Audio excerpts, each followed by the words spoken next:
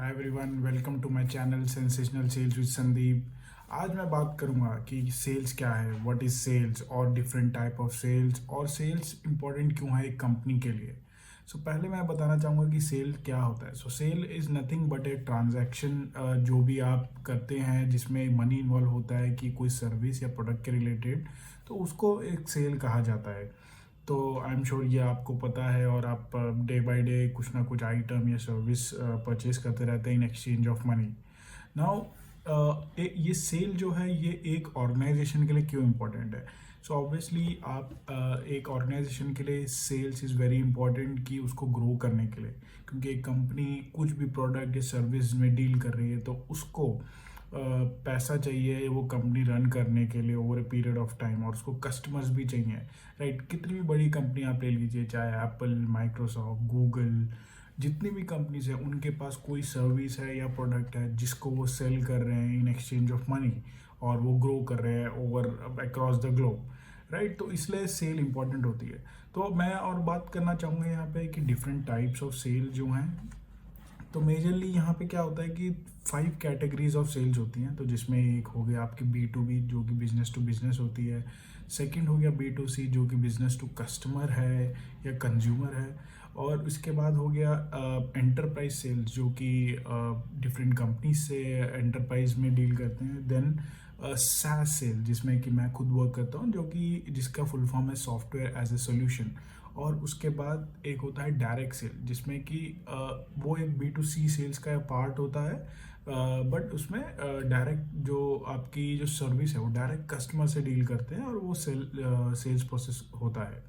Right, तो मैं थोड़ा इसमें इन डेप्थ जाना चाहूँगा कि B2B सेल्स क्या होता है।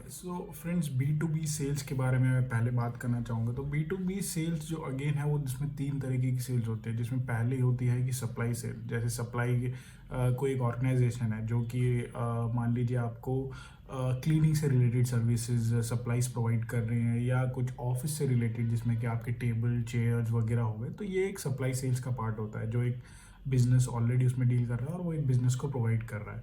सेकंड इसमें होता है डिस्ट्रीब्यूशन सेल्स। और डिस्ट्रीब्यूशन में आपको पता है डिस्ट्रीब्यूशन नेटवर्क है, जैसे कि आप कोई भी अपने डे टू डे आइटम से लीजिए, जैसे आप एक कोल्ड ड्रिंक ले लीजिए, बिस्किट ले लीजिए, चिप्स ले लीजिए, तो इसके लिए एक डिस्ट्रीब्यूटर होते हैं।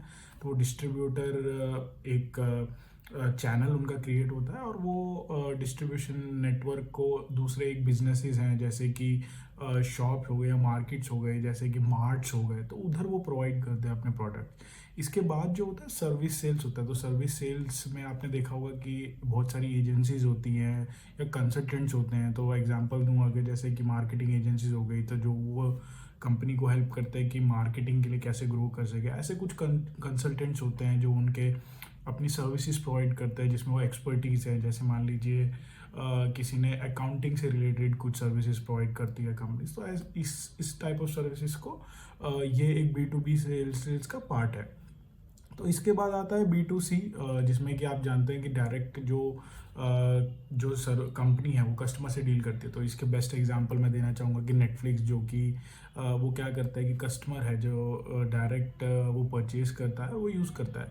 तो यहाँ पे मैं आपको एक और चीज़ हाईलाइट करना चाहूँगा कि एक कस्टमर और कंज्यूमर के बीच में क्या डिफरेंस है, वो भी आपको मैं समझाना चाहूँगा। तो कस्टमर क्या होता है, जो कि किसी भी आइटम को परचेज करता है, और कंज्यूमर वो होता है जो उसे कंज्यूम करता है। जैसे एग्जांपल मान लीजिए आपने फ़ोन खरीदा कोई कंपनी का, बट आप उसको यूज़ नहीं कर रहे हैं। उसका यूज़र है आपका सन है या आपके रिलेटिव है या मान लीजिए आपके फैमिली मेम्बर है। तो आपने जब फ़ोन खरीदा तो आप कस्टमर हो गए, तो जो उसको यूज़ कर रहा है वो कंज्यूमर हो गया। तो ये डिफरेंस होता है कस्टमर और कंज्यूमर में।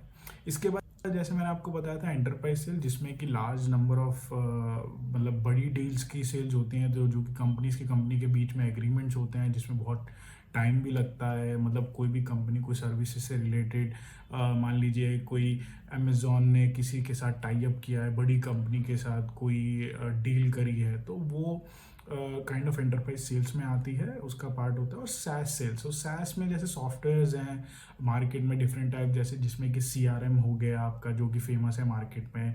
तो जैसे सेल्स फोर्स कंपनी है, हबस्पॉट है, जोहो है, ऐसे बहुत सारी सर्विस बेस्ड कंपनीज हैं मार्केट में, डिफरेंट टाइप ऑफ जो सर्विसेज या सॉफ्टवेयर प्रोवाइड करती है, तो उनको हम SaaS कंपनीज कहते हैं, जिसे सॉफ्टवेयर एज ए सर्विस। सो इसमें हम SaaS सेल्स होती हैं, और इसके बाद जैसे कि कहा डायरेक्ट सेल्स, और ये भी डायरेक्ट होता है, तो जिसमें आपने देखा होगा बहुत सारी कंपनीज हैं जो कि डायरेक्ट मार्केटिंग करती है, इसमें जैसे सिंगल लेवल मार्केटिंग होती है और मल्टी लेवल मार्केटिंग, आपने बहुत सुना होगा, बहुत सारी मल्टी लेवल कंपनीज हैं मार्केट में, तो वो ये कैटेगरी में, डायरेक्ट सेल्स की कैटेगरी में फॉल करती हैं। तो मैंने जैसा आपको बताया, तो ये है 5 टाइप्स ऑफ सेल्स। तो आप किस तरीके के सेल में हैं, आप बस मुझको कमेंट में बता सकते हैं, और मेरे को बता सकते हैं कि और किस टॉपिक्स पे आप कुछ इनपुट देना चाहते हैं या आप बात करना चाहते हैं, तो मैं उसके बारे में और आपसे बात करूंगा। So thank for watching, keep liking my content, do subscribe to my channel. Thank you.